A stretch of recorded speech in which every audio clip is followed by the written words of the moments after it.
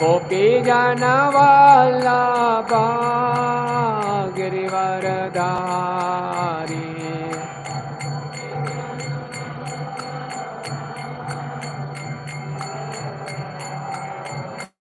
जय गोपी जन वल्लभा Girivardhari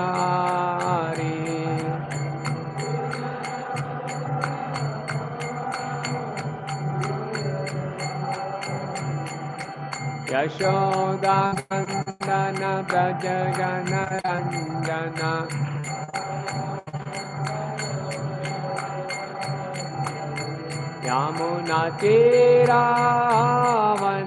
यमुनातीरावनचारी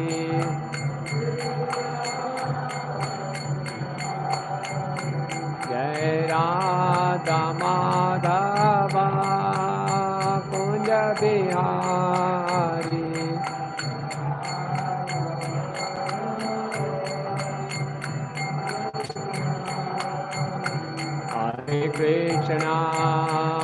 Hare Krishna Krishna Krishna Hare Hare Hare Rama Rama Rama Hare Hare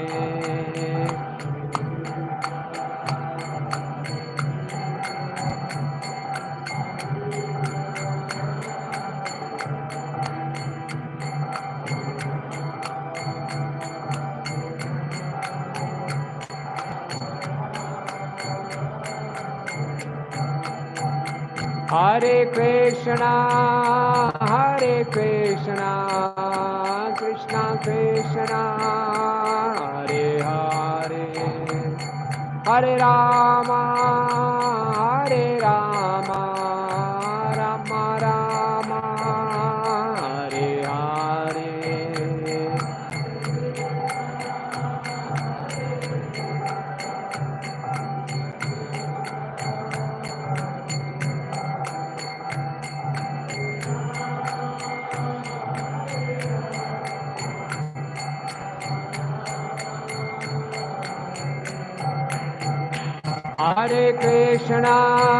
Hare Krishna Krishna Krishna Hare Hare Hare Rama Rama Rama Hare Hare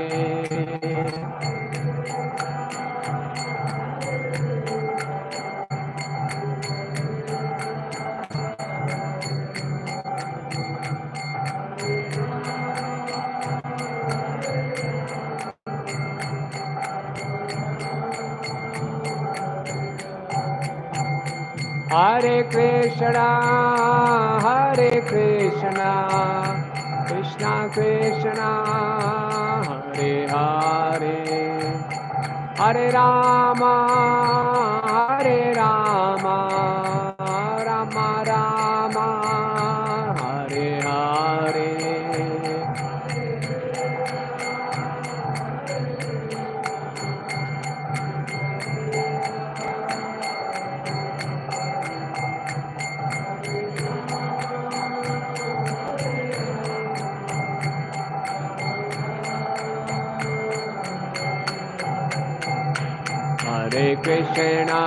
Hare Krishna Krishna Krishna Hare Hare Hare Rama Rama Rama Hare Hare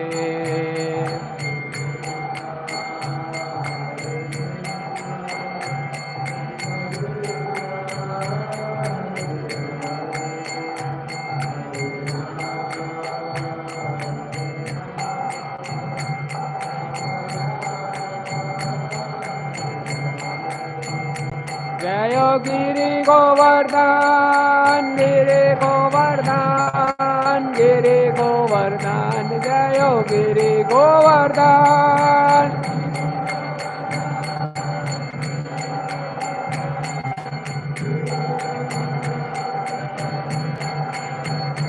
जय गिरि गोवर्धन गिरि गोवर्धन गिरि गोवर्धन जय गिरि गोवर्धन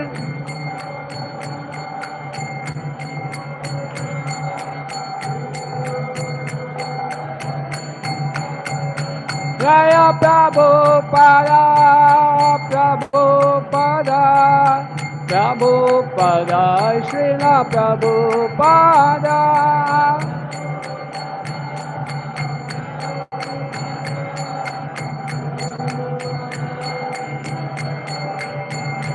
नित्य गौर हरि बोल हरि बोल हरि बोल हरि बोल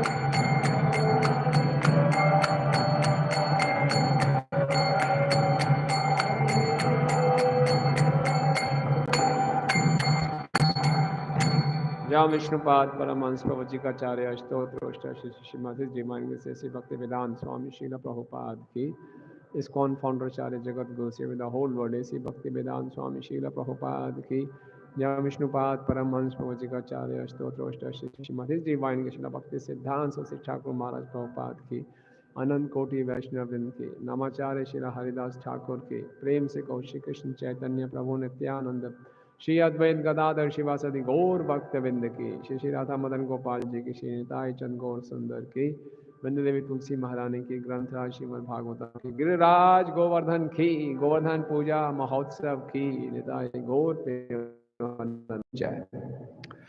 ओम नमो भगवते वासुदेवाय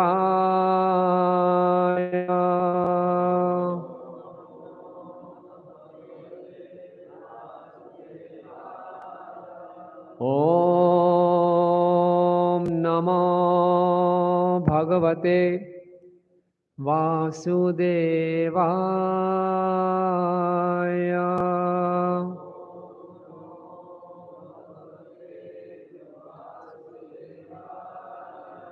ओम नमो भगवते वासुदेवाय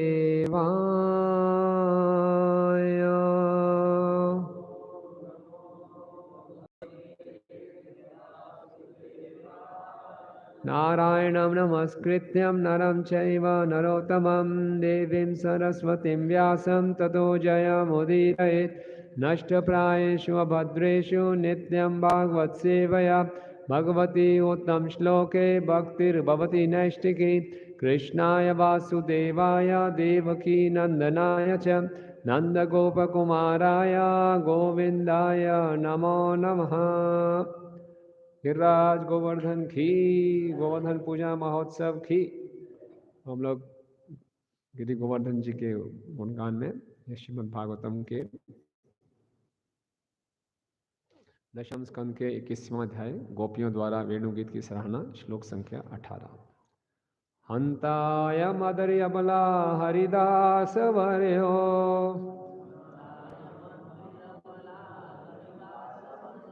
यद राम कृष्ण चरण स्पर्श प्रमोदा मानं तनोति सह गो गणयोस्तयो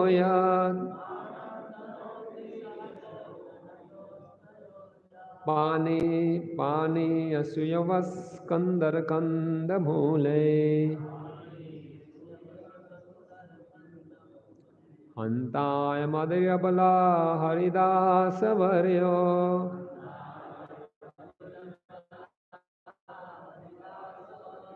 यद राम कृष्ण चरण स्पर्श प्रमोदा मानं तनोति सहगो गणयोस्तयो पानी सुयवस्कंदर कंदमूले हंताय मदरबला हरिदास वर्यो यद राम कृष्ण चरण स्पर्श प्रमोदा मानं तनोति सह गो गणयोस्तयो यत् पाने सुयवस्कन्दर्कन्दमूलै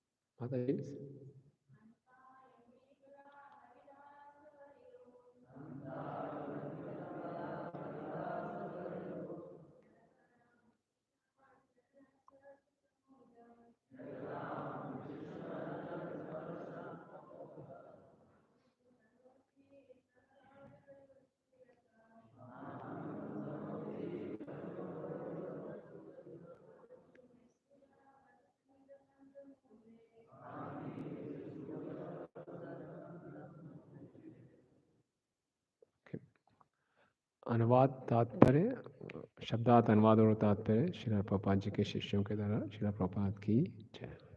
हंता ओहो आयाम यह आदरी पर्वत अबला हे सखियों हरिदास वर्या भगवान के सेवकों में से सर्वश्रेष्ठ यत चूंकि राम कृष्ण चरण कृष्ण तथा बलराम के चरण कमलों के स्पर्श से प्रमोद हर्षित मानम आदर तनोति प्रदान करता है साथ गोगणयों गोवों बछड़े तथा ग्वाल बाल के तयो दोनों श्री कृष्ण तथा बलराम को यत क्योंकि पानीय पेयजल के साथ सुयवस अत्यंत मुलायम घास कंदर गुफाएं कंदमूलय तथा खाद्य गंधों से। अनुवाद दोहराइए। यह गोवर्धन पर्वत समस्त भक्तों में सर्वश्रेष्ठ है। सखियों यह पर्वत कृष्ण तथा बलराम के साथ ही साथ उनकी गौवों बछड़ों तथा ग्वाल बालों की सभी प्रकार की आवश्यकताओं पीने का पानी अति मुलायम घास गुफाएं फल फूल तथा तरकारियों की पूर्ति करता है। इस तरह पर्वत भगवान का आदर करता है। कृष्ण तथा बलराम के चरण कमलों का स्पर्श पाकर गोवर्धन पर्वत अत्यंत हर्षित प्रतीत होता है। तात्पर्य उपयुक्त उदाहरण श्रीला प्रभुपाद कृत चैतन्य चरितमृत मध्य 1834 से लिया गया है। श्री विष्णु चक्रवर्ती ठाकुर ने गोवर्धन पर्वत के ऐश्वर्य की विवेचना इस प्रकार की है। पानीय गोवर्धन पर्वत के झरनों से प्राप्त सुगंधित शीतल जल का द्योतक है, जिसे कृष्ण तथा बलराम पिया करते थे और जिससे अपने पांव तथा मुख धोया करते थे। गोवर्धन पर्वत शहद, आम का रस तथा पीलू रस जैसे अन्य पेय भी प्रदान करता है। सूर्यवश दुर्वा अर्थात दूब घास को बतलाता है, जिससे अर्ध की धार्मिक भेंट दी जाती है। गोवर्धन पर्वत में घास भी होती है जो सुगंधित, मुलायम तथा गावों की वृद्धि और उनमें दूध बढ़ाने के लिए लाभप्रद है। इस तरह ये घास आध्यात्मिक पशुओं को खिलाने के काम आती है। कंदर गुफाओं का सूचक है, जहाँ कृष्ण तथा बलराम उनके संगी खेलते, बैठते और लेटते थे। ये गुफाएं तब आनंद देती हैं जब या तो बहुत गर्मी हो या सर्दी हो या फिर वर्षा हो रही हो। गोवर्धन पर्वत में खाने के मुलायम कंद, शरीर सजाने के रत्न, बैठने के लिए समतल स्थान तथा चिकने पत्थर, चमकीले जल और अन्य प्राकृतिक वस्तुओं के रूप में दर्पण तथा दीपक प्रदान करता है। ओम अज्ञानतिमिरन्धस्य ज्ञानञ्जनशलाकया चक्षुरुन्मिलितं येन तस्मै श्रीगुरुवे नमः। श्रीचैतन्यमनोभीष्टं स्थापितं येन भूतले स्वयं रूपा कदा मह्यं ददाति स्वपदान्तिकं। वन्देऽहं श्रीगुरो श्रीयुतापदकमलं श्रीगुरून् वैष्णवांश्च श्रीरूपं साग्रजातं सहगणरघुनाथान्वितं तं सजीवं साधुवैतं सावधूतं परिजनसहितं कृष्णचैतन्यदेवं श्रीराधा कृष्णपादान् सहगणललिता श्रीविशाखान्वितांश्च। हे कृष्ण करुणा सिंधु दीनबंधु जगत्पते गोपेश राधाकांत नमस्तुते। तप्त कांचन गौरांगी राधे वृंदावनेश्वरी वृषभानुसुते देवी प्रणमामि हरिप्रिये। वाञ्छाकल्पतरुभ्यश्च कृपा सिन्धुभ्येव च पतितानां पावनेभ्यो वैष्णवेभ्यो नमो नमः। जय श्री कृष्ण चैतन्य प्रभु नित्यानंद श्री अद्वैत गदाधर श्रीवासादि गौरभक्तवृंद। हरे कृष्णा कृष्णा कृष्णा हरे हरे, हरे राम राम राम हरे हरे। नमो विष्णुपादाय कृष्ण पृष्ठाय भूतले श्रीमते भक्ति वेदांत स्वामिनिति नामिने। नमस्ते सारस्वते देवे गौरवाणी प्रचारिणे निर्विशेष शून्यवादी पाश्चात्य देश तारिणे।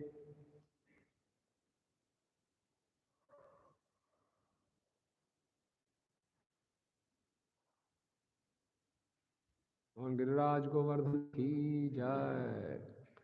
तो आज बहुत ही पावन उत्सव है, गोवर्धन पूजा है और गिरिराज गोवर्धन भगवान श्री कृष्ण को सभी ब्रजवासियों को बहुत प्रिय हैं। और गोवर्धन स्वयं भगवान भी हैं और जैसे इस श्लोक में आया हरिदास वरया भगवान के सर्वोत्तम सेवक भी हैं।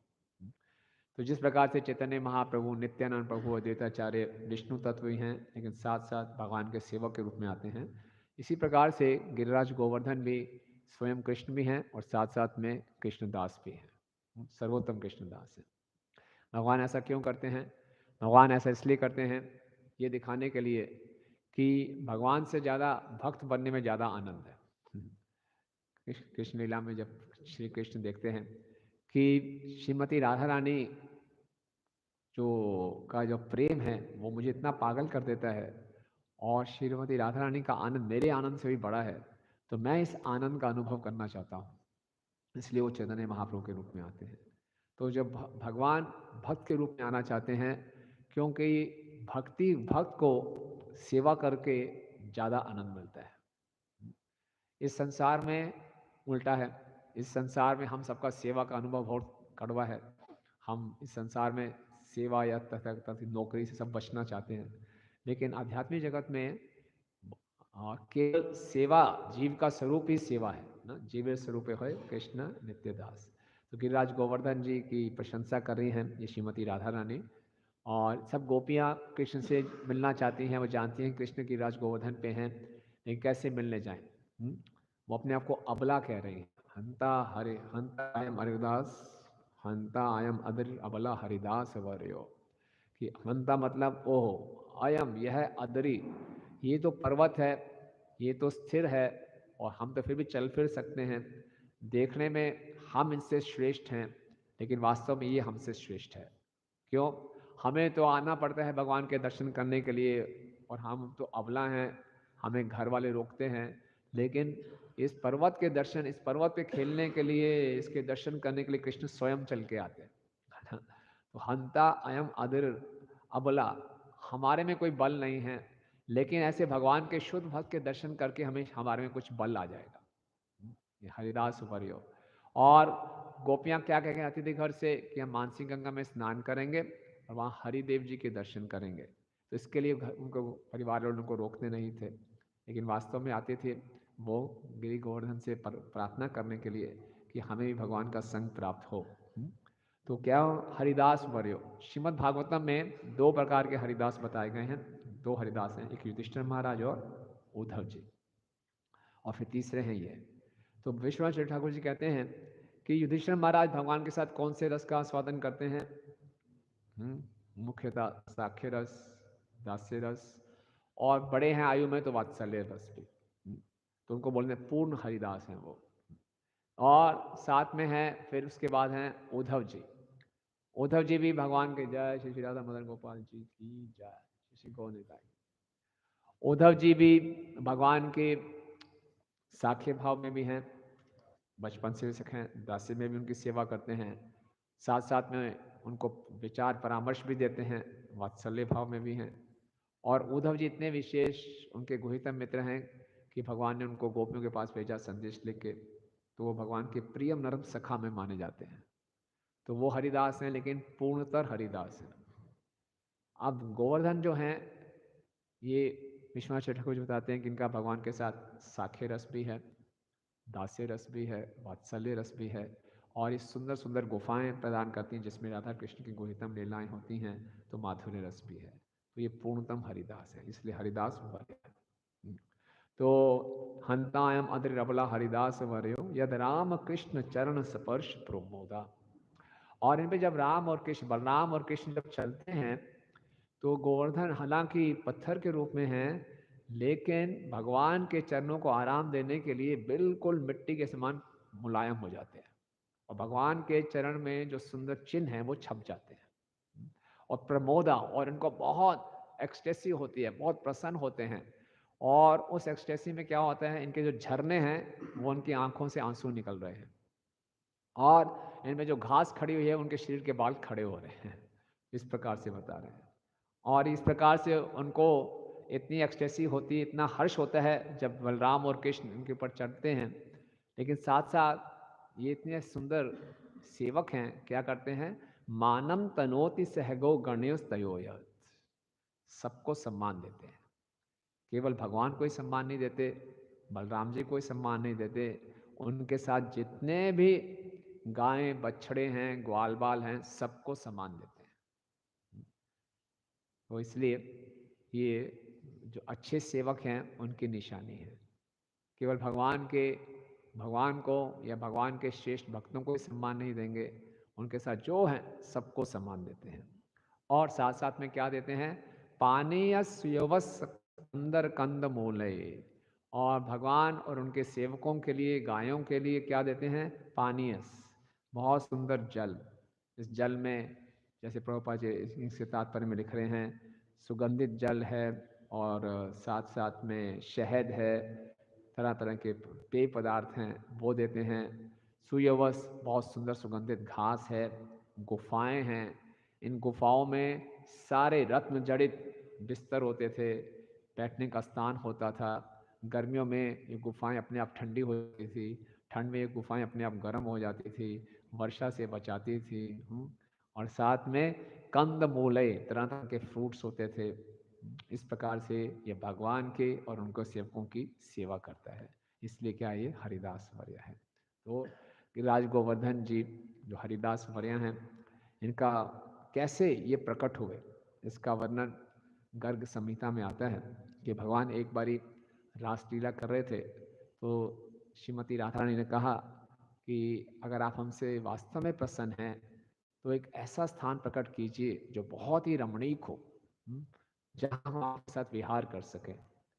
तो जब राधा रानी ने और गोपियों ने ऐसा निवेदन किया, कृष्ण ने कुछ मनन किया और फिर गर्ग संहिता में वर्णन आता है कि तदेव कृष्ण हृदयात् गोपी व्यूहस्य पश्यता निर्गतम सजलम तेजो अनुग्रह सेव चांकुरम। उसी समय कृष्ण ने गोपियों की तरफ देखा और उनके हृदय से एक स्वजलम, एक तेज निकला, और जो पृथ्वी पे जाके गिरा। और ये क्या है? अनुग्रह से च अंकुरम, प्रेम का एक अंकुर था। और धीरे धीरे जो अंकुर है ये बढ़ना शुरू हो गया और इसने बहुत बड़े पर्वत का रूप धारण कर लिया। और उस पर्वत का क्या रूप था? ये जो पर्वत था ये 8 लाख मील चौड़ा था और 4 अरब मील इसकी ऊंचाई थी और 8 अरब मील ये लंबा था और इसका विस्तार होता ही आ रहा था। सारे सारे गोलक वाले में क्या होगा आप सोचिए, इसकी परिक्रमा करनी पड़ती है। 8 अरब मील लंबा और 8 लाख मील चौड़ा और 4 अरब मील ऊंचा, इतना बढ़ता जा रहा, साथ में बढ़ता जा रहा है। तो सारे जो गोलक क्या हो रहा है, कौन सा पर्वत आ गया और एक्सपेंड हो रहा है। जैसे हम देखते हैं कि भगवान मत्स्य रूप अवतार में आते हैं, छोटी सी मछली के रूप में आते हैं, फिर निरंतर उनका आकार बढ़ता जाता है। ऐसे आकार बढ़ता जा रहा था तो भगवान ने क्या किया, अपने बाएं हाथ से रोका, रुक जाओ। तो पर्वत ने बढ़ना बंद कर दिया। तो वहाँ से ये है, तब से इसका नाम पड़ा गिरी गोवर्धन, या फिर इसको बोला जाता है शतशृंग। शतशृंग भी इसको कहा जाता है गोलोक धाम में। तो इस प्रकार से ये प्रकट हुआ। और फिर वर्णन आता है गर्ग संहिता में, यही गोवर्धन जो हैं बाद में जो पर्वतों के पिता थे, हिमालय के पिता द्रोण, उनके पुत्र के रूप में प्रकट होते हैं। और फिर वो कथा आती है कि पुलस्त्य ऋषि होते हैं। पुलस्त्य ऋषि एक स्थान ढूंढ रहे हैं ऐसा कि मैं वहाँ जाके अच्छी तपस्या कर सकूं, तो एक पर्वत ढूंढ रहे होते हैं। तो द्रोण के पास जाते हैं कि मुझे आप अपना पुत्र को दे दीजिए। तो द्रोण की इच्छा तो नहीं होती कि अपने पुत्र को दे दे, लेकिन वो उनको मना भी नहीं कर सकते, मना करेंगे तो श्राप मिल जाएगा। बोले ठीक है, मेरे बेटे से ही बात कर लो। तो गोवर्धन से बोलते हैं चलो हमारे साथ, हम आपको काशी ले जाएंगे। काशी में तो कोई पर्वत है नहीं। तो गोवर्धन बोलते हैं मना कैसे करें, साधु संत हैं। बोले ठीक है चलेंगे, लेकिन एक स्थिति में है कि हमें कभी नीचे मत रखना। बोले तो कोई बात नहीं, तो मैं तो बहुत योगी व्यक्ति हूँ, सीधा वहीं जाके रुकूंगा, नॉन स्टॉप फ्लाइट है बिल्कुल। ठीक है। तो गोवर्धन को उठा के ले जाते हैं वो। और जैसे ही व्रज आता है, भगवान की योग माया से पुलस्त्य ऋषि को क्या होता है, प्रकृति की पुकार आती है ना। प्रकृति की पुकार इतनी खतरनाक होती है कि इसके आगे कोई गुरु की आज्ञा भी नहीं चल सकता। तो और जो पुलस्त्य मुनि थे वो हैरान हो गए कि पिछले इतने दिनों से मैंने कुछ खाया नहीं, पिया नहीं, सभी इंद्रियों में मुझे संयम है, ये कैसे हो गया। लेकिन अब तो बहुत इमरजेंसी, आपातकालीन परिस्थिति हो गई थी। कुछ समझ में नहीं आ रहा था उनको। जहाँ थे जैसे थे, फटाफट गोवर्धन पर्वत को रखा और भाग के गए। अपने आप को शौच क्रिया इत्यादि की, स्नान करके वापस उठाने का प्रयास किया। तो गिरिराज गोवर्धन ने बोला ये तो हम नहीं उठेंगे, पहली बात हो चुकी है। तो बड़ा क्रोध आ गया और श्राप दे दिया कि दिन प्रतिदिन एक तिल के समान तुम घिसते जाओगे, कोई दिक्कत नहीं है, लेकिन हम यहाँ से नहीं जाएंगे, ब्रज से नहीं जाएंगे। आपसे तो हमने फ्री क्या बोले लिफ्ट लिया था यहाँ तक पहुँचने का, हमारी तो इच्छा थी कि हम यहाँ पे ब्रज में रहें। क्यों? इसका वर्णन भी आदिवरा पुराण में आता है। आदिवरा पुराण वर्णन क्या वर्णन आता है कि जब हनुमान जी सभी वानरों के साथ पुल बना रहे थे लंका के लिए जाने के लिए, तो सब पत्थर इकट्ठे कर रहे थे, बड़ी बड़ी चट्टानों को डाल रहे थे। तो हनुमान जी ने सोचा हिमालय में जाता हूँ, सीधा एक बड़ा सा पर्वत लेके आता हूँ, एक बारी में ही काम हो जाएगा, उसके ऊपर राम लिखेंगे और सीधा होके सीधा काम हो जाएगा। तो हनुमान जी जाते हैं हिमालय में, गोवर्धन जी के दर्शन करते हैं, हाँ ये बहुत अच्छा है, और उठा लेते हैं। और उठा के आ रहे होते हैं, जैसे ही व्रज के ऊपर पहुंचते हैं आकाशवाणी होती है, हनुमान वापस आ जाओ, काम पूरा हो गया, पुल बन गया है, जल्दी आओ। तो हनुमान जी वहीं का वहीं गोवर्धन को रख देते हैं। तो गोवर्धन बोलते हैं क्या बात है, मुझे सेवा का मौका नहीं मिला, सेवा करनी थी मुझे। तो हनुमान जी ने आशीर्वाद दिया, मैं प्रभु से राम से निवेदन करूंगा कि आपको जरूर सेवा का मौका दे। तो भगवान हनुमान जी जाके भगवान राम को बताते हैं। तो भगवान राम कहते हैं निश्चिंत रहो कि मैं द्वापर युग में प्रकट होऊंगा और इसी गोवर्धन के ऊपर मैं अपने चरण स्पर्श से चरण रखूंगा, इसमें अपनी तरह तरह की लीलाएं करूंगा।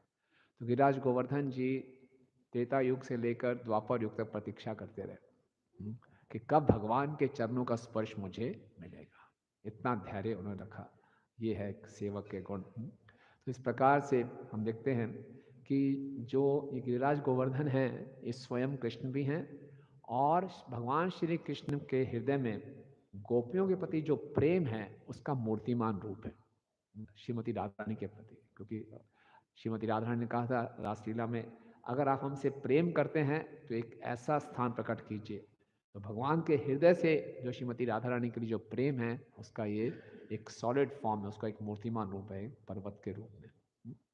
तो गिरिराज गोवर्धन की जो लीला है बहुत ही मधुर लीला है और इस लीला से भगवान ने बहुत से उद्देश्य साबित किए। पहला तो ये कि सब जनसाधारण को बताना चाहते हैं कि केवल मेरी अनन्य भक्ति करनी चाहिए ब्रजवासियों के माध्यम से। दूसरा, गिरि गोवर्धन की महिमा को स्थापित किया। तीसरा, ब्रजवासियों के कितना प्रेम करते हैं कृष्ण से वो स्थापित किया। चौथा, इंद्र के मान का दमन किया। और पांचवा, सभी ब्रजवासियों को एक सुनहरी अवसर दिया, एक सप्ताह का पूरा 24/7 फेस्टिवल नॉन स्टॉप उत्सव मनाया। तो इस बहुत ही मधुर और रोमांचक लीला है। और देखिए हम लोग कितने सौभाग्यशाली हैं कि प्रभुपाद जी की कृपा से हमें भगवान की लीलाओं का श्रवण कीर्तन करने का अवसर प्राप्त होता है। जो मायावादी हैं, निराकार भ्रम में लीन होने का प्रयास करते हैं, जब वो इन लीलाओं का श्रवण करते हैं तो सोचते हैं सब माया है, ऐसे कैसे संभव हो सकता है। 7 साल के छोटे बालक ने बाएं हाथ की छोटी उंगली पे 7 दिन के लिए इतना बड़ा पर्वत उठा लिया। ये तो हद होती है, इमेजिनेशन की भी हद होती है। मतलब कि कुछ तो सोचिए, उन्हें कल्पना की भी हद हो गई। तो वो तो इसी सोचेंगे, लेकिन भगवान तो सभी हदों से परे हैं ना, बियॉन्ड लिमिट्स हैं। इसलिए हम कल्पना भी नहीं कर सकते कि ये लीला क्या है। जो व्रज है, व्रज में माधुर्य भी है और ऐश्वर्य भी है। ये विशेषता है व्रज की। द्वारका और मथुरा में भगवान का ऐश्वर्य भी है और माधुर्य भी है, लेकिन किसकी प्रधानता है मथुरा और द्वारका में? ऐश्वर्य की। और व्रज में किसकी प्रधानता है? हाँ, लेकिन ऐश्वर्य कहाँ ज्यादा है? सबसे ज्यादा मथुरा में, द्वारका में, व्रज में ऐश्वर्य सबसे ज्यादा कहाँ पे है? हाँ, ब्रज में ही है। ये सब कितना बड़ा ऐश्वर्य है। 7 साल का छोटे बालक छोटी सी उंगली के नाखून के ऊपर इतना बड़ा पर्वत उठा लिया, और क्या ऐश्वर्य चाहिए। लेकिन ब्रज का जो ऐश्वर्य है वो ब्रज के माधुर्य को और बढ़ाता है। बाकी जगह जो ऐश्वर्य है, द्वारका में ऐश्वर्य है, जो मथुरा में ऐश्वर्य है, वो माधुर्य को संकुचित कर देता है ना।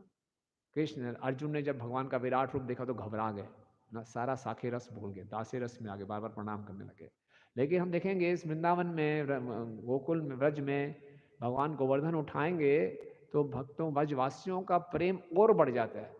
कहते हैं क्या बालक है, ये कमाल का बालक है ना।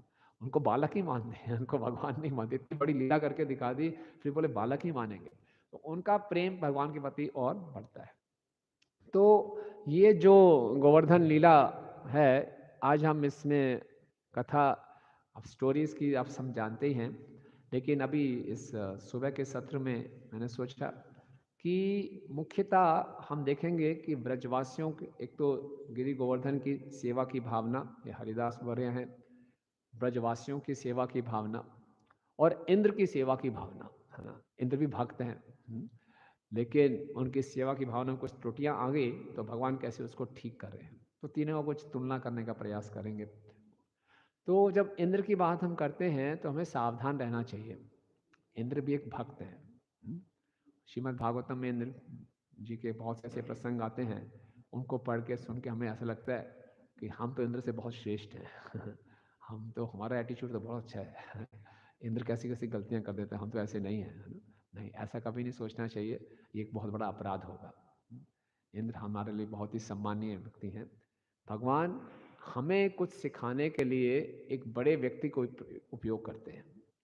हम जैसे किसी व्यक्ति का वर्णन नहीं आएगा श्रीमद् भागवतम में कि इसका अहंकार बढ़ गया हमें कुछ फेस्टिवल होता है, किसी चीज़ का हमें इंचार्ज बना देते हैं तो हमारा भी अहंकार बढ़ जाता है, कुछ हो जाता है, तो हमारा वर्णन भागवतम में नहीं आएगा जी कि फलां फलां जगह में एक मंदिर में एक भक्त का अहंकार बढ़ गया, नहीं, क्या वर्णन आएगा। लेकिन इंद्र का अहंकार बढ़ा, इतना अहंकार बढ़ गया कि भगवान से उसने पंगा ले लिया। भगवान को एक मूर्ख बालक बोला, भगवान को बोला एक चपल चंचल बालक है, और अहंकारवश भगवान का वध करने को तैयार हो गया। तो ये दिखाता है कि अहंकार कितना हमें अंधा कर देता है, कितना हमें बच के रहना चाहिए। तो श्रील भक्ति सिद्धांत स्वामी ठाकुर महाराज बताते हैं कि हमें मंदिरों में ज़्यादा से ज़्यादा उत्सव मनाने चाहिए। क्यों? उत्सव मनाने से हम अपनी सेवा की भावना को विकसित करते हैं। तो ये गोवर्धन पूजा का जो उत्सव है, इसमें विशेषता हम देखेंगे। हमने चर्चा की किस प्रकार से गोवर्धन जी का सेवा की भावना है, ब्रजवासियों की क्या सेवा की भावना होगी, और इंद्र की सेवा की भावना में कहाँ त्रुटि हुई, जिससे हम सीख सके। हिज होलीनेस भक्ति चारू स्वामी महाराज अपने एक लेक्चर में बताते हैं कि हम इस भौतिक जगत में क्यों आए हैं। हम इस जगत में इसलिए आए हैं कि हम यहाँ अपने आप को छोटे से छोटा बनाने आए हैं, और छोटे से और छोटा, और ना त्रिनादपि सुनिचेन तरोरपि सहिष्णुना। लेकिन इस संसार में इस प्रकार का प्रशिक्षण दिया जाता है कि हर व्यक्ति बड़े से बड़ा बनना चाहता है। तो कोई बात नहीं, फिर तो गोलोक धाम प्रवेश ही नहीं कर पाएंगे, वहीं रुक जाएंगे। तो गोलोक धाम में जाना है तो छोटे से छोटा बनना पड़ेगा। और इसके लिए क्या है, ये प्रशिक्षण, ये लीलाएं से हम सीखते हैं। देखते हैं ब्रजवासियों का भाव। देखिए, ब्रजवासियों कृष्ण के कहने पर नंद महाराज ने और सभी ब्रजवासियों ने इंद्र का यज्ञ रोक दिया। इतने सालों से वो कर रहे हैं, रोक दिया। हालांकि भगवान ने कर्म मीमांसा सिद्धांत दिया, ऐसा नहीं है कि नंद महाराज जी उस सिद्धांत से कन्विंस हो गए, फिलॉसफी से कन्विंस हो गए, नहीं, फिलॉसफी से कन्विंस नहीं हुए। प्रेम अलग कह रहा है, कर देते हैं, कोई बात नहीं, छोटा सा अलग है। आप सोचिए, हमारे यहाँ पे फेस्टिवल कमेटी की मीटिंग हो रही हो और फेस्टिवल कमेटी के चेयरमैन का छोटा सा 7 साल का बालक आ जाए, पापा जन्माष्टमी नहीं मनानी चल बेटा नहीं मनाते हम करेंगे ऐसा? नहीं मनाएंगे, चलो रहने दो। बालक आ रहा है, बच्चों की बात को इतना वजन क्या देना, चलो नहीं करेंगे इंद्र का यज्ञ। कितना बड़ा खतरा मोल ले लिया। क्यों? पूर्ण रूप से कृष्ण पर निर्भर थे, पूर्ण रूप से कृष्ण पर निर्भर थे, पूर्ण रूप से कृष्ण पर निर्भर थे। तो क्योंकि जीव गोस्वामी जी बताते हैं जो भक्ति का सार है वो कृष्ण पर निर्भरता है। भक्ति का मतलब ही है कृष्ण पर निर्भर रहना। भक्ति करते हुए हम कृष्ण पर निर्भर नहीं हैं तो भक्ति नहीं हो रही। और इस भौतिक जगत में हमें क्या बताया जा रहा है कि स्वतंत्र हो जाओ, अपने पांव पे खड़े हो जाओ। शुरू से ही प्रशिक्षण दिया जाता है ना, अपने पांव पे खड़े हो। लेकिन श्रील प्रभुपाद बताते हैं कृष्ण पर निर्भर होना हमारे जीवन की उच्चतम सिद्धि है। कृष्ण पर निर्भर होना हमारे जीवन की सबसे बड़ी उपलब्धि है, और कृष्ण पर निर्भर होना हमारा सबसे बड़ा सौभाग्य है। इस संसार में हम किसी व्यक्ति पर निर्भर हैं, बोले मोहताज है ना, ये सब बड़ा दुर्भाग्य माना जाता है। लेकिन कृष्ण पर निर्भरता, गुरु और कृष्ण पर निर्भरता सबसे बड़ा सौभाग्य है, और यही जीवन की सफलता है। तो इसीलिए ब्रजवासी पूर्ण रूप से कृष्ण पर निर्भर थे। कितना बड़ा खतरा मोल ले लिया। इसीलिए भक्ति रसामृत सिंधु में बताया जाता है साधना भक्ति का एक अंग है कृष्ण के लिए खतरे मोल लेना। इतना बड़ा वैश्य समाज है और इंद्र उनको वर्षा प्रदान करते हैं। एक बच्चे ने बोला यज्ञ बंद कर दो, यज्ञ बंद कर दिया। पूरा विश्वास था कि कृष्ण संभाल लेंगे, और कृष्ण ने धोखा नहीं। और बाद में जब इंद्र ने धुआंधार वर्षा की तो ये नहीं है कि सबके सब नंद महाराज के पास गए, खूब गाली गलौज किया मरवा दिया हमें आपने, अलग अलग ग्रुप्स बन गए एक ने अलग पार्टी खोल ली, उसने अलग पार्टी खोल ली, चलो जी हम इंद्र के साथ मिल जाते हैं, ये क्या है कैसा। ऐसा कुछ नहीं हुआ, सब इकट्ठे रहे और घबराए नहीं। और जब उनके ऊपर इंद्र ने इतना घमासान वर्षा की, तो हम ये नहीं बोल रहे ये कोई आधिदैविक क्लेश है, नो, ये आधिदैविक क्लेश नहीं था, ये भगवान की योग माया थी। तो विश्वनाथ ठाकुर जी बताते हैं कि भक्तों के ऊपर जो कष्ट आया, ब्रजवासियों पर ये कष्ट आया, ये उनके कृष्ण के प्रेम को बढ़ाने के लिए हुआ, एपेटाइजर था ये, है ना? जैसे हम कुछ खाना खाने से पहले सूप वगैरह पीते हैं भूख बढ़ाने के लिए, तो कृष्ण के प्रेम का और आस्वादन कर सकें, इसलिए कुछ ऐसे जब कष्ट आते हैं भक्तों के ऊपर, तो उनका कृष्ण के प्रति प्रेम और बढ़ता है। ब्रजवासी में क्या सिखा रहे हैं, हमारे जीवन में कष्ट आए तो क्या समझना चाहिए इसमें, कि हम बहुत अच्छा मौका है कि कृष्ण की निर्भरता बढ़ाए। इंग्लिश में कहते हैं when situation gets tense we should become more intense, है ना? अपनी भक्ति को और इंटेंस कर देना चाहिए। जब परिस्थितियां बहुत टेंस हो जाएं तो हमारा जप और इंटेंस हो जाना चाहिए। हरे कृष्णा कृष्णा कृष्णा हरे हरे, हरे राम राम राम हरे। एकदम असहाय, जितना असहाय होंगे उतना भगवान पे निर्भर होंगे, और यही भगवान चाहते हैं ना, सर्वधर्मान परित्यज्य मामेकं शरणं व्रज, भगवान यही चाहते हैं। तो इसलिए जितना इंटेंस, जितना हम ये परेशानी आती हैं, उतना हम उसको भगवान की शरण और दृढ़ता से लें। एक बार मैं परम पूजनीय गोपाल कृष्ण स्वामी महाराज के पास गया, तो मैं थोड़ा परेशान था। मैंने बोला महाराज भक्ति में इतनी अड़चनें क्यों आती हैं, इतने ऑब्स्टिकल्स क्यों आते हैं, मैं परेशान हो गया। तो महाराज ने मुस्कुरा के बोला these obstacles make devotional service very sweet. ये जो बाधाएं आती हैं भक्ति में, इससे भक्ति और मधुर हो जाती है। तो मुझे समझ नहीं आई, अभी तक समझ नहीं पा रहा इस बात को, लेकिन उनका एक अनुभव है, उनकी ये साक्षात्कार है। तो यही ब्रजवासियों का मूड है। ब्रजवासी, ब्रजवासी, ब्रज का मतलब होता है चलना। किस मार्ग पे चलना, कृष्ण की योजना के अनुसार चलना, वो ब्रजवासी है। तो हम यहाँ पे प्रभुपाद जी के इस आंदोलन में आए हैं ब्रजवासी बनने, तभी तो गोलोक धाम जा पाएंगे।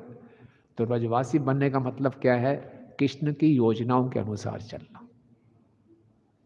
तो पूरी साधना भक्ति क्या है, ये ट्रेनिंग है कृष्ण की योजनाओं के अनुसार चलने की। तो कृष्ण की योजना कैसे मालूम चलती है हमें, उनके प्रामाणिक प्रतिनिधि गुरु के माध्यम से चलती हैं।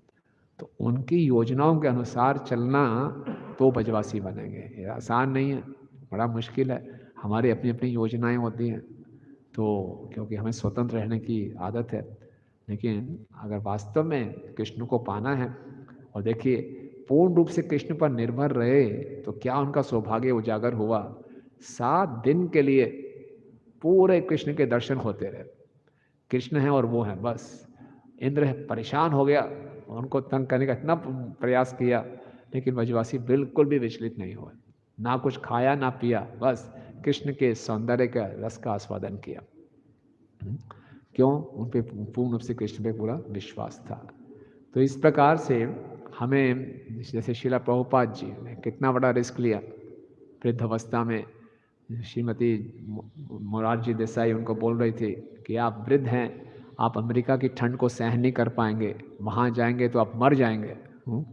लेकिन प्रभुपाद ने बोला नहीं, गुरु की आज्ञा का पालन करने के लिए ये मैं खतरा मोल लूँगा, और पूर्ण रूप से कृष्ण पर निर्भर है। ना उनके पास धन था, ना उनके पास कोई जन था, फिर भी कृष्ण पर निर्भर है। बोल रहे हैं मुझे केवल हरि नाम में विश्वास है और गुरु की आज्ञा में विश्वास है। तो हमें इतनी कोई बड़ा खतरा मोल नहीं लेना, लेकिन छोटी छोटी बातों में हम घबरा जाते हैं। तो पूरा कृष्ण पे विश्वास। और कृष्ण का एक नाम है अच्युत। कृष्ण कभी हमें धोखा नहीं देंगे। ब्रजवासियों को धोखा नहीं दिया कृष्ण ने। बाद में वर्षा शुरू, कृष्ण बोले मैं क्या कर सकता हूँ, ये तो प्रॉब्लम देखना पड़ेगा आपको, आपको खुद समझदार होना चाहिए, ऐसे थोड़े मैं तो मजाक कर रहा था, ऐसे थोड़े आप खुद जिम्मेदार हो, संभालो अपने आप को। नहीं, कृष्ण बोला चिंता मत करो, मैं संभालूंगा ना। वो समझ गए इंद्र का रोष है, मैं संभालता हूँ आपको, बिल्कुल चिंता मत कीजिए। और कृष्ण ने पूरा सबको ले गए और सबको अंदर आई और पूरा आनंद दिया। तो कभी भी हम कृष्ण भगवान के जब शरणागत होते हैं, कभी भगवान हमें धोखा नहीं देंगे। तो प्रभुपाद जी अपने भागवतम के पहले स्कंद के तात्पर्य में लिखते हैं कि 2 प्रकार के जीव होते हैं, एक सनाथ और दूसरे अनाथ। सनाथ वो हैं जो हमेशा भगवान गुरु कृष्ण की शरण में रहते हैं। अनाथ वो हैं जो अपनी स्वतंत्रता की घोषणा करते हैं कि हम अपने हिसाब से चलेंगे। तो गोवर्धन लीला हमें सिखा रही है कि हमें क्या बनना है, सन्नाथ बनना है। हमारे नाथ कौन है, कृष्ण है, जो कभी हमें धोखा नहीं देंगे। तो ये बहुत विशेष बात है। और हम देखते हैं कि एक बारी प्रभुपाद जी अपने अंत्य लीला में थे, तो वहाँ बॉम्बे में एक अलग रूम में प्रभुपाद बैठे थे, लेटे हुए थे। बहुत प्रभुपाद का स्वास्थ्य बहुत ठीक नहीं था। और जुहू के जो प्रेसिडेंट थे उसमें गिरिराज महाराज ब्रह्मचारी थे और तमाल कृष्ण गोस्वामी महाराज जेबीसी थे, सन्यासी थे। तो तमाल कृष्ण गोस्वामी महाराज गिरिराज जी के पास आते हैं और प्रभुपाद साथ वाले कमरे में है और तमाल कृष्ण गोस्वामी महाराज बहुत ही धीमी आवाज़ में बोलते हैं कि प्रभुपाद को सुनाई ना दे, डिस्टर्ब ना हो जाए प्रभुपाद। तो गिरिराज ब्रह्मचारी को बोलते हैं कि ये एक चेक आया है डोनर से, बड़ा हाई वैल्यू चेक है, इसको आप जाइए अभी बैंक में जमा करा दीजिए। तो वो चेक ले लेते हैं गिरिराज, ठीक है मैं चेक लेता हूँ, मैं जमा करवा दूंगा। तो माँ के नहीं, आप खुद जाइए जमा कराइए। बोले हाँ चेक ले लिया, भेज के जमा कराता हूँ। बोले नहीं आप खुद जाइए जमा कराइए। तो बहस चल रही है, हाँ मैंने चेक ले लिया है, मैं किसी को भेज के जमा करा रहा हूँ। नहीं मैं कह रहा हूँ खुद जाइए, हाई वैल्यू चेक है। तो दोनों में ऐसी बहस चल रही थी, है ना। और दोनों धीरे धीरे बातें कर रहे थे कि प्रभुपाद को सुनाई ना दे। गिरिराज महाराज सोच रहे थे मैं प्रेसिडेंट हूँ, क्या ना जमा करवा दूंगा, लेकिन तुम्हारे महाराज को थोड़ा कंसर्न था, बड़ा हाई वैल्यू चेक है, इधर उधर ना हो जाए, आप खुद जाओ। बोले मैं खुद क्यों जाऊँ, किसी को भेज दूंगा। ये बहस चल रही थी। तो कह के तुम्हारे महाराज चले गए थोड़ा निराश होके। तो गिरिराज महाराज के हाथ में चेक था, प्रभुपाद को सब सुनाई दे रहा था, ये सोचे थे सुनाई नहीं दे रहा, धीरे धीरे बातचीत कर रहे हैं। तो गिरिराज महाराज फिर जब प्रभुपाद से मिलने गए तो पापा ने बोला what kind of surrender is this. छोटी सी बात पे इतनी बहस करे, what kind of surrender is this, है ना। तो गिरिराज महाराज अपने लेक्चर में बोले, मेरी आंखें झुक गई ना, छोटी सी बात में लेके इतना, मेरा अपना ओपिनियन, उसका ओपिनियन है, आपका सीनियर बोल रहा कर दीजिए, what kind of surrender is this, इतना ही बोला प्रभुपाद ने। तो बोला ठीक है, मेरे दिमाग की खिड़कियाँ खोली। तो हम लोग कई बारी अपने ओपिनियन में इतने अडिग हो जाते हैं और इतने हम जैसे जिद्दी हो जाते हैं, तो उसमें हम अपने ईगो आगे आती है, तो हम शरणागत होने से आगे हिचकते हैं।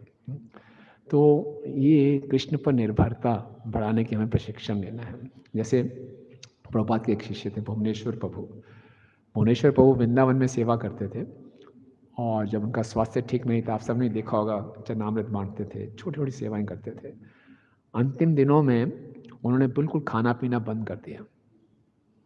बोले क्यों? बोले मैं कोई आजीवन रह की सेवा ही नहीं कर पा रहा, तो मुझे खाने का कोई अधिकार नहीं है। से निर्भर है। इसी ढंग से देखते हैं जयानंद प्रभु को ल्यूकीमिया था, उनके घर वालों ने उनको $5,000 भेजे कि आप, जयानंद प्रभु ने क्या किया, कृष्णा बुक की प्रिंटिंग के लिए वो प्रभुपाद जी को दे दी। तो पूर्ण रूप से भगवान पर निर्भर है। प्रभुपाद ने उसको स्वीकार नहीं किया, प्रभुपाद ने बोला ठीक है कि आप इसकी अच्छे से अच्छा इलाज कराइए। तो आज का दिन है, हमारे अंदर अधिकांशता इंद्र की मानसिकता है ना, कि हम सेवा करते हैं, साथ साथ में अहंकार बढ़ता है। तो ये कृष्ण को बिल्कुल भी अच्छा नहीं लगता। तो कृष्ण क्या करते हैं, उसका दमन करते हैं। और ये जो अहंकार है, इंद्र को पूर्ण रूप से अंधा बना दिया। इंद्र की 1000 आंखें हैं, सब बंद हो गई। और इंद्र समझ ही नहीं पाए कि जो उनको शक्ति मिली है, ये शक्ति कृष्ण द्वारा ही प्रदत्त है। तो जब हमें बहुत सुविधाएं मिलती हैं, बहुत शक्ति मिलती है, तो हम शक्तियों के और सुविधाओं के मद में भूल जाते हैं कि शक्तियां क्यों मिल रही है और कहाँ से मिल रही हैं। केन उपनिषद में कथा आती है कि देव असुर युद्ध हुआ तो देवताओं की विजय हो गई। तो देवताओं की विजय हो गई तो पार्टी वाटी चल रही थी, खूब सोमरस पी रहे थे और खूब अहंकार में थे। तो कोई भगवान को धन्यवाद नहीं दे रहा था कि आपकी कृपा से हुआ है। तो भगवान बोले ठीक है। तो भगवान एक यक्ष के रूप में वहाँ प्रकट हुए। तो इंद्र ने देखा ये कौन है, कुछ अजीब सा व्यक्ति, हमारी सभा का तो लगता नहीं। तो अग्निदेव को बोला जाके पता करके आओ कौन है ये, हमारी पार्टी में ऐसे कैसे एकदम कोई नया व्यक्ति ऐसे आ गया, पहचान में नहीं आ रहा। तो अग्निदेव गए, हाँ जी आप कौन हैं? तो यक्ष ने पूछा आप कौन हैं? बोले मैं अग्निदेव। अच्छा आप क्या करते हैं? मैं क्या करता हूँ? अरे बड़ा है अहंकार पे ठेस पहुंची, अग्निदेव को नहीं जानते आप? अब मैं क्या करता हूँ? है ना, मैं सबको भस्म कर सकता हूँ। अच्छा भस्म कर सकते हैं, अच्छा एक घास का तिनका इसको जरा जला दीजिए। अरे अभी क्या, अभी जलाता हूँ। पूरा जो लगा दिया अग्निदेव ने, वो घास के तिनकों को नहीं जला पाए, है ना। बड़े शर्मा के वापिस आ गए। तो बोले क्या हुआ? बोले कुछ पता नहीं क्या हुआ। तो वायुदेव को भेजा। वायुदेव के कौन है आप? बोले आप कौन है? बोले मैं वायुदेव। अच्छा आपका क्या जॉब है? आप नहीं जानते मेरे बारे में? नहीं जानते। मैं सबको बहा सकता हूँ। अच्छा इस खास के तिनको जरा उड़ा दीजिए। ये क्या है? ऐसी जोर सी हवा आई, पूरा सब कुछ हिल रहा था, बड़े बड़े पेड़ गिर गए, लेकिन वो घास का तिनका नहीं हिला। परेशान होके, लज्जित होके वो भी वहां से चले गए। अब इंद्र सोचते हैं मैं आता हूँ। इंद्र अपना वज्र लेकर देखते हैं कौन है ये। और जब इंद्र वहां गए तो वो यक्ष अप्रकट हो गए, और तब वहां पे उमा देवी प्रकट हुई। तो बोले आप नहीं पहचान पाए, ये आपके स्वामी हैं, सब कारणों के कारण है ना, ये नारायण है जिसको आप भूल गए थे। तो भगवान को करना पड़ता है। एक बार एक राजा था जो नास्तिक था, भगवान पे विश्वास नहीं करता था। तो बहुत से लोग आए, उसको शास्त्रों की बातें सुनाते थे, उसको कुछ पता नहीं चलता था। तो एक साधु गया, बोले एक्सपीरियंशियल लर्निंग करवाएंगे इसको, अनुभव से कुछ सिखाएंगे। तो राजा ने बोला भगवान है? राजा को साधु ने बोला। तो राजा ने मजाक बोलते बोले अच्छा भगवान है, अच्छा ये बताओ भगवान है तो करते क्या है? साधु ने बोला मैं बता सकता हूँ, लेकिन एक शर्त है। बोले क्या शर्त है? बोले आपको नीचे उतरना पड़ेगा और मुझे आपके सिंहासन में बैठना पड़ेगा। बोले क्या मतलब है? मैं एक तरीके तभी बताऊंगा भगवान क्या करते हैं, करके दिखाओ। बोले ठीक है मान लेते हैं आपकी बात। तो राजा नीचे उतरा और साधु सिंहासन में बैठ गया। बोले अब बताओ भगवान क्या करते हैं? बोले यही करते हैं, जिनको अहंकार होता है उनको नीचे ले आते हैं। तो इसलिए ये इंद्र से हम बहुत कुछ सीखेंगे कि अहंकार मद अंधा हमें अंधा बना देता है, हम अपने स्वामी को भूल जाते हैं। हम आगे चर्चा करेंगे कि इंद्र इतने अहंकार में हो गया था कि पूरे व्रजवासियों को मारने को तैयार हो गया था, कृष्ण को मारने को तैयार हो गया था, नंद मार सारी गायों की हत्या, और नंद महाराज को मारने के लिए तैयार हो गया था। ये जो अहंकार होता है ये हमारे हृदय को इतना कठोर बना देता है, हम इतने स्वार्थी हो जाते हैं कि अपने बारे में सोच रहे हैं और कुछ नहीं। तो इसलिए इस गोवर्धन पूजा पर हम आगे लीला जो है दोपहर के सत्र में चर्चा करेंगे। आज हम इस सुबह के सत्र में हमने सोचा कि हम कुछ गोवर्धन से प्रार्थनाएं करें, कि हमारे सभी आचार्यों ने प्रार्थनाएं की। हमारे जो प्रयोजन आचार्य हैं रघुनाथ दास गोस्वामी जी, वो ये प्रार्थना करते हैं कि मुझे गोवर्धन के निकट निवास मिले। हमारे विश्वनाथ चक्रवर्ती ठाकुर जी ने बहुत सुंदर कम लिखा, उसका हम पाठ करेंगे। और इच्छाएं हो पूर्ति हो। कौन सी इच्छाएं पूर्ति हो? कि भगवान के दासों के दास बन सके। रघुनाथ भट्ट गोस्वामी जी ने बहुत सुंदर प्रार्थना की थी। वो एक बारी गोवर्धन लीला का पाठ कर रहे थे श्रीमद् भागवतम से, तो पाठ करते करते उन्होंने गोवर्धन से प्रार्थना की कि जिस प्रकार से आपने गोवर्धन को उठाया, मेरा हृदय अनर्थों का पहाड़ है, मेरे आंखें समर्थक बादल हैं। अभी हम गाएंगे, देख लेंगे, दिखाइए। मेरा हृदय अनर्थों का पहाड़ है और मेरे आंखें जो हैं संवर्तक बादल हैं, और इन आंखों से जो आंसू निकले हैं जो इंद्र की वर्षा है। तो कृपया करके आप क्या कीजिए, मेरे अनर्थों के उठाइए। यही गिरिराज गोवर्धन है जिसकी दो आंखें बताई जाती हैं, राधा कुंड और श्याम कुंड।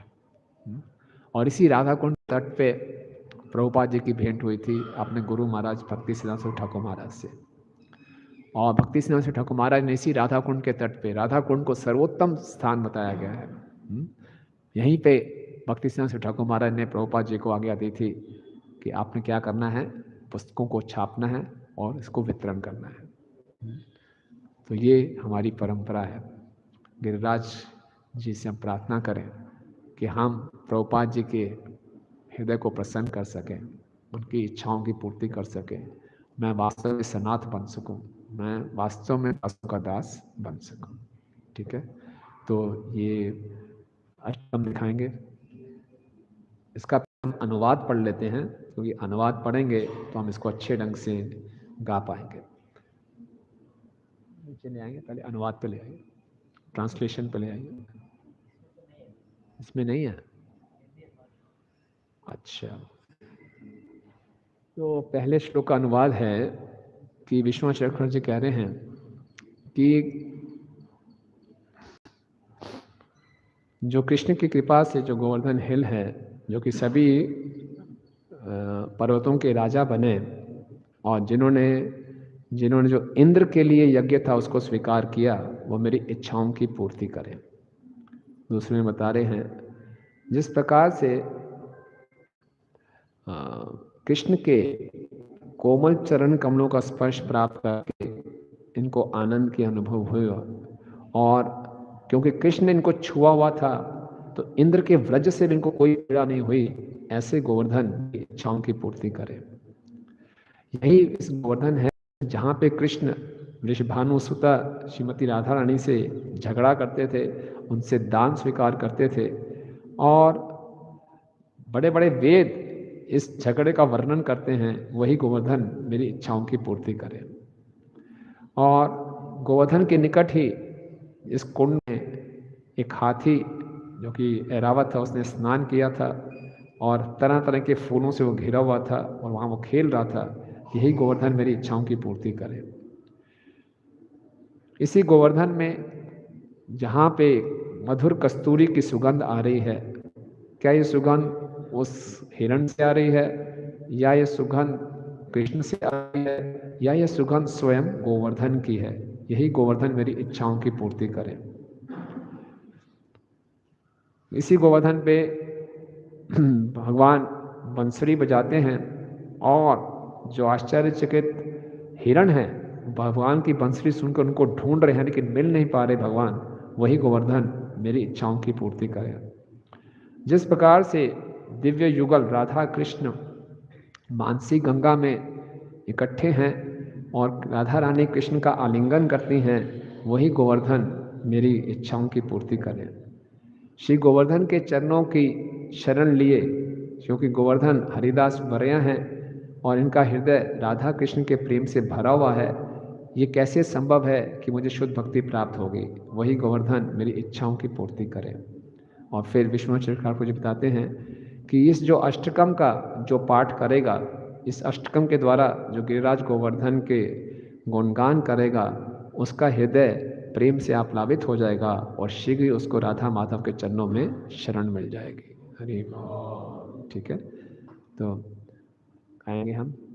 कृष्ण प्रसादेन समस्त शैला सम्रज्य आपनोति च वैरिणोऽपि।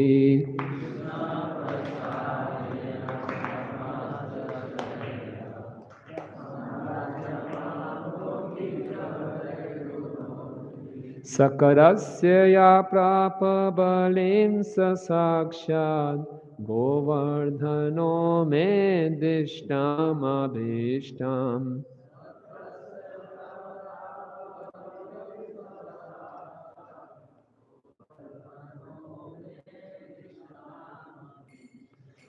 स्वप्रेष्ठहस्ताम्बुजसौकुमार्य सुखानुभूतेरतिभूमिवृत्ते।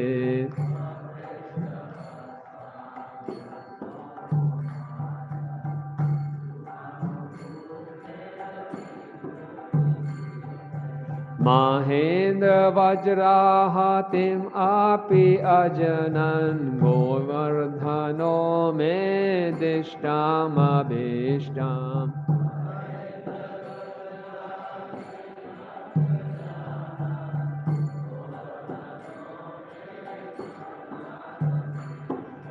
यत्रैव कृष्णो वृषभानुपुत्र्या दानं ग्रहीतुं कलहं विदीने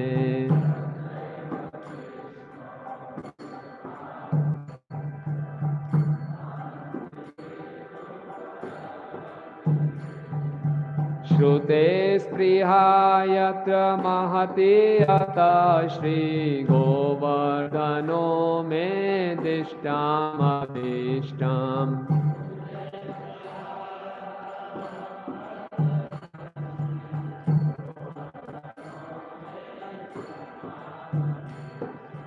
स्नात्वा सरस्वसु समीरहस्ति यत्रैव निपदी परगधूलि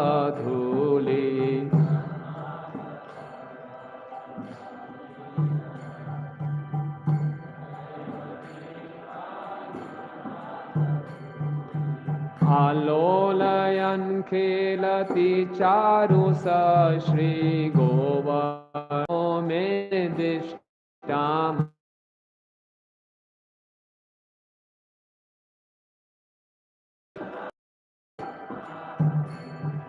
कस्तूरिकाभिसयुतं किम् अतथिति ओहं प्रभो स्वस्य मुहुर्वितानवान्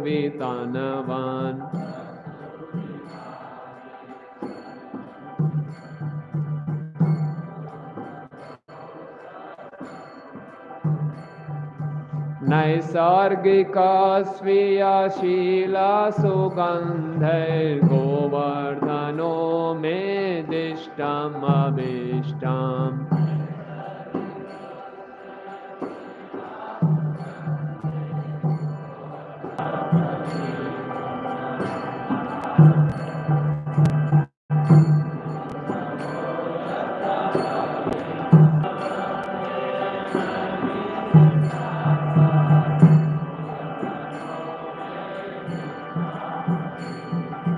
यत्रैव गङ्गाम् अनुनविरधाम् आरोह मध्ये तु निमग्ननौका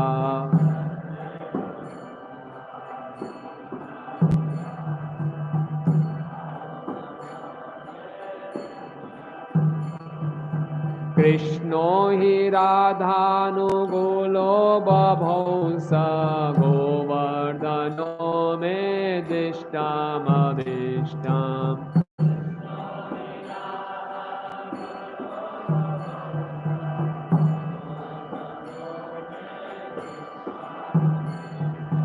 विना भवेत् किं हरिदासवर्यो पादाश्रयां भक्तिरतश्रयामि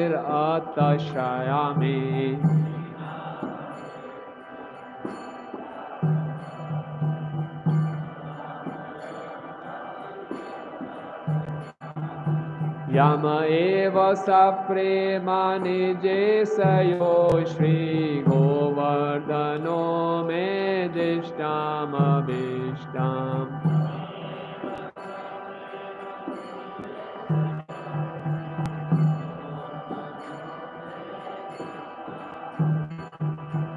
एतत् पठेद् यो हरिदासवर्य महानुभावाष्टकम्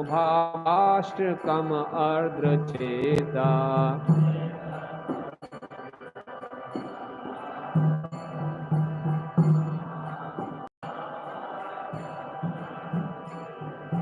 श्रीराधिका माधवो योपदाब्ज दास्यं स विन्देद अचिरेण साक्षात्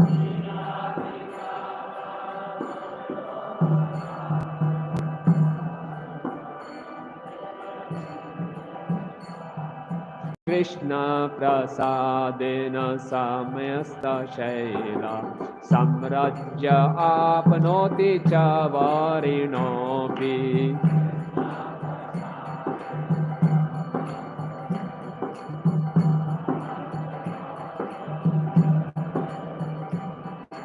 कृष्ण प्रसादेन समस्तशैला सम्रज्यमाप्नोति च वैरिणोऽपि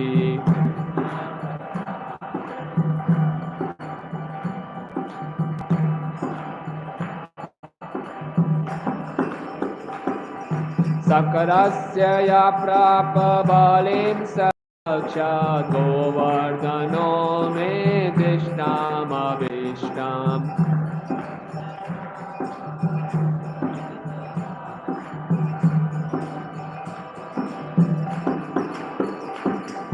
शक्रस्य या प्राप बलिं साक्षात् गोवर्धनो मे दिष्टामभीष्टाम्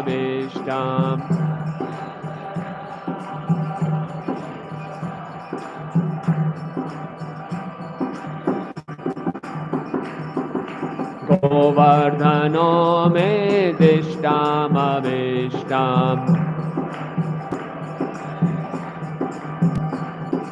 गोवर्धनो मे दिष्टामभीष्टाम्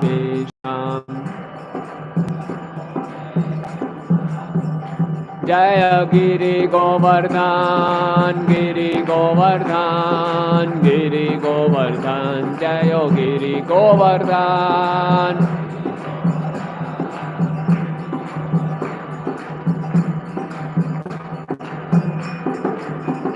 जय गिरि गोवर्धन जय गिरि गोवर्धन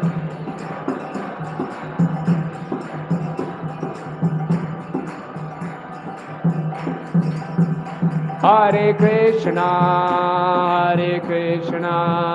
कृष्णा कृष्णा हरे हरे हरे रामा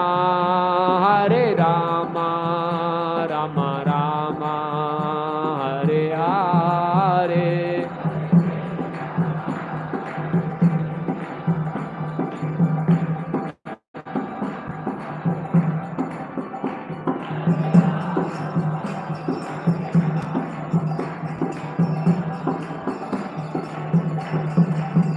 जय प्रभुपदा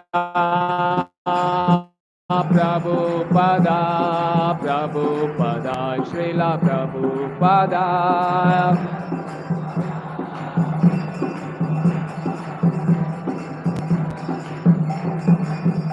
नित्य गौर हरि बोल हरि बोल हरि बोल हरि बोल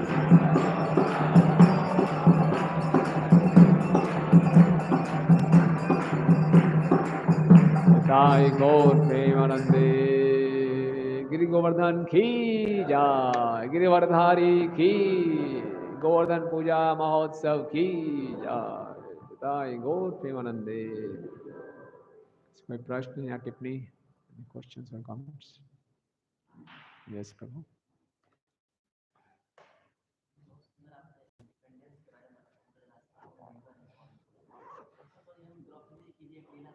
हाँ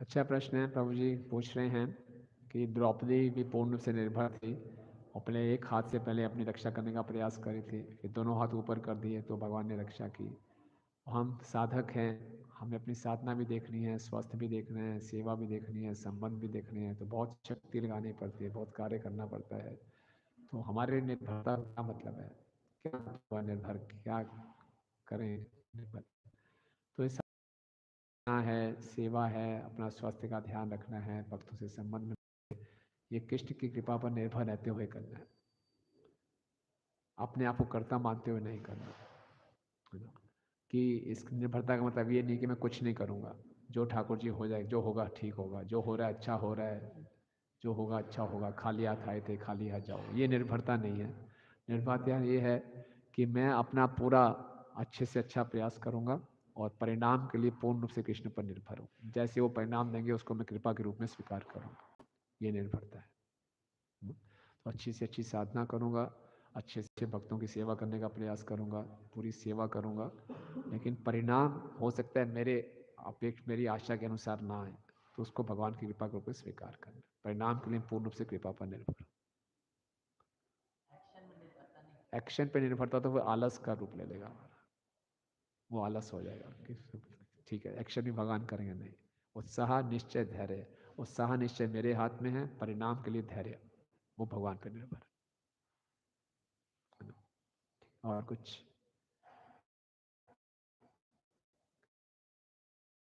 यस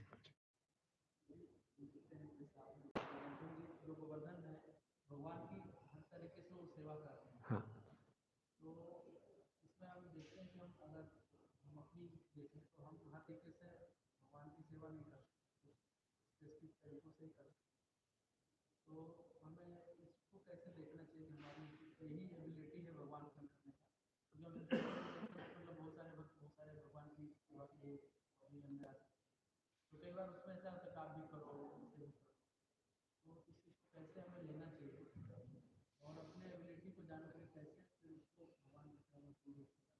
प्रभु जी का प्रश्न है कि गोवर्धन तो हर तरीके से भगवान की सेवा कर रहे थे, तो हम तो बहुत सीमित व्यक्ति हैं, सीमित क्षमता है, तो हम कैसे भगवान की सेवा कर सकते हैं? हमें क्या मालूम हमारी क्या क्षमता है, कितनी क्षमता से करें। तो देखते हैं रामलीला में हनुमान जी भी सेवा कर रहे थे, गिलहरी भी सेवा कर रही थी, तो हनुमान जी दोनों बराबर, भगवान ने दोनों को एक समान देखा। तो जितनी हमारी क्षमता है उसमें अपना हम सर्वोत्तम प्रयास करें। हम गिरिराज जी की तरह हरिदास वारिया नहीं बन सकते, हरिदास तो बन जाए, कोशिश तो करें, जितना हम कर सकते हैं अपने बेस्ट ऑफ द बेस्ट प्रयास करते रहें, और हमारा सर्वोत्तम प्रयास भगवान देखेंगे तो हमारी क्षमता को बढ़ाते रहेंगे, हमारी क्षमता भी बढ़ती जाएगी। तो हमारी क्षमता पूर्ण से भगवान की कृपा पर निर्भर है, और कृपा और क्षमता हमारी इच्छा के ऊपर है, कितनी सेवा की इच्छा हमारी तीव्र है। इच्छा तीव्र होती जाएगी, भगवान से एम्पावरमेंट आती जाएगी और क्षमता भी बढ़ती जाएगी। कहते हैं we go to our limits, Krishna will take us beyond our limits. हम अपनी लिमिट तक जाएं, Krishna will take us beyond our limits.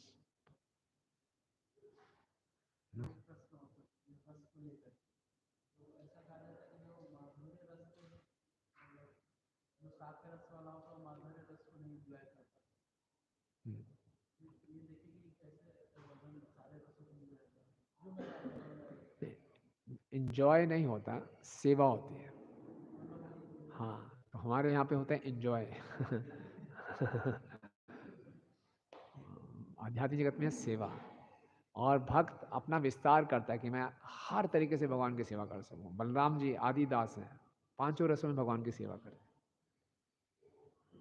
पांचों भावों में भगवान की सेवा कर रहे हैं, है ना। मैं ये भी बन जाऊँ, मैं ये भी बन जाऊँ, ताकि भगवान को किससे मैं कैसे मैं आनंद दूँ। तो ये भाव होता है ना। यहाँ पे भी भक्त होते हैं, चलो मैं पुजारी बन जाता हूँ, मैं सफाई भी कर लेता हूँ, मैं कुकिंग कर लेता हूँ, मैं प्रचार भी कर लेता हूँ, मैं कैसे कैसे जो मैं सेवा कर सकता हूँ मैं करूँ।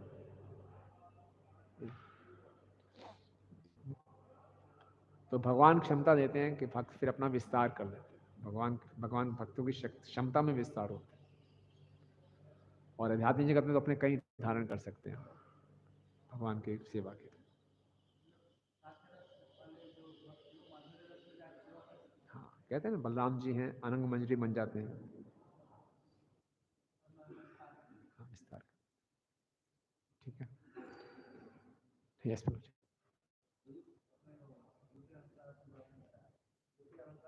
हाँ हाँ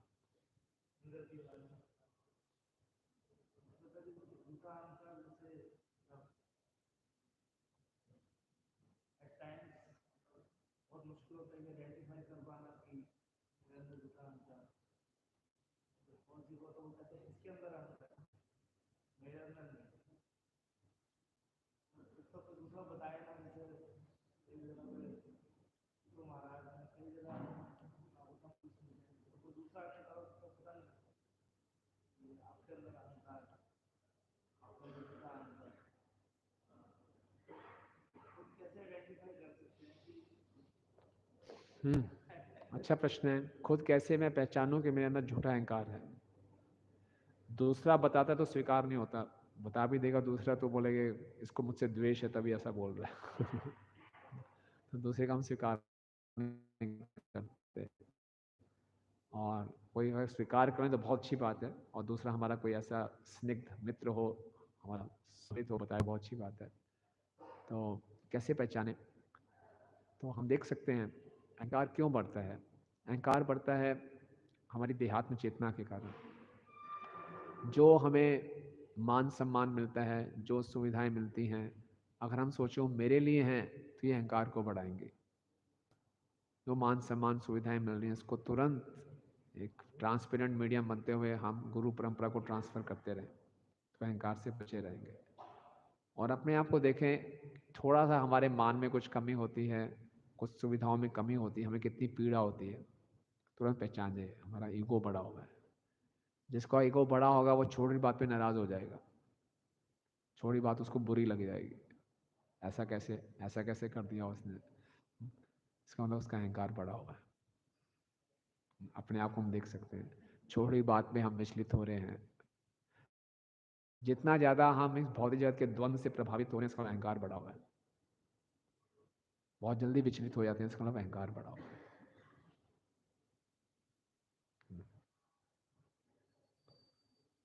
ठीक ना? जितना हम सहनशील हैं, जितना हम दूसरों के मत को समझने का प्रयास कर रहे हैं, इसका मतलब स्थिति ठीक है, बेटर है। लेकिन हम किसी के मत को स्वीकार ही नहीं कर पा रहे और जल्दी नाराज हो रहे हैं, जल्दी परेशान हो रहे हैं, तो अहंकार बढ़ा हुआ है। फीडबैक नहीं ले पा रहे तो अहंकार बढ़ा हुआ है। कुछ सिम्टम्स है, राइट? ठीक है, यहीं पे विराम दें। यस प्रभु जी।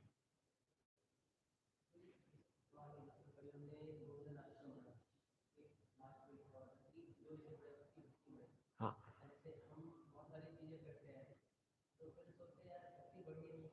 भक्ति बढ़ नहीं रही।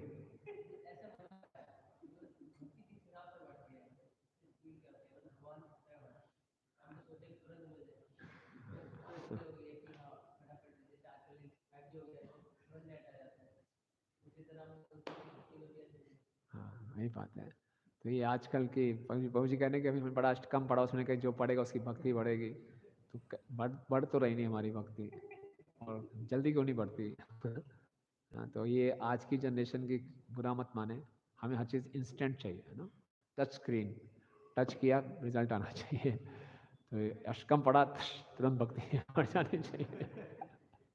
इंडिकेटर दिखाएं, ठक भक्ति बढ़ गई है। बस तो ये नहीं है प्रभु, ये हमें तो सौभाग्यशाली मानना चाहिए, करना है और याचना करनी है कि मेरी भक्ति बढ़े। ठीक है ना? भीख मांगनी है। और हम अभी तक भक्ति कर पा रहे हैं, ये कृपा ही। अब हम भक्तों के संग में बैठे हैं, श्रवण कीर्तन कर रहे हैं, ये भक्ति बढ़ तो रही है। आप यहाँ बैठे हो, ये किसका प्रभाव? भक्ति का। तो भक्ति है तभी तो बैठे हो, तो ये बढ़ रही है तभी तो है। तो इसके लिए धन्यवाद होना चाहिए, है ना? हम चाहते हैं जैसा मैं चाहता हूँ तुरंत रिजल्ट दिखाई दे। हाँ, उठता हुआ दिखाई दूँ मैं। ऐसा नहीं होगा, धैर्य रखना। Right, okay. गिरिराज गोवर्धन की जय, जगत गुरु श्रील प्रभुपाद की जय, गौर प्रेमानंदे।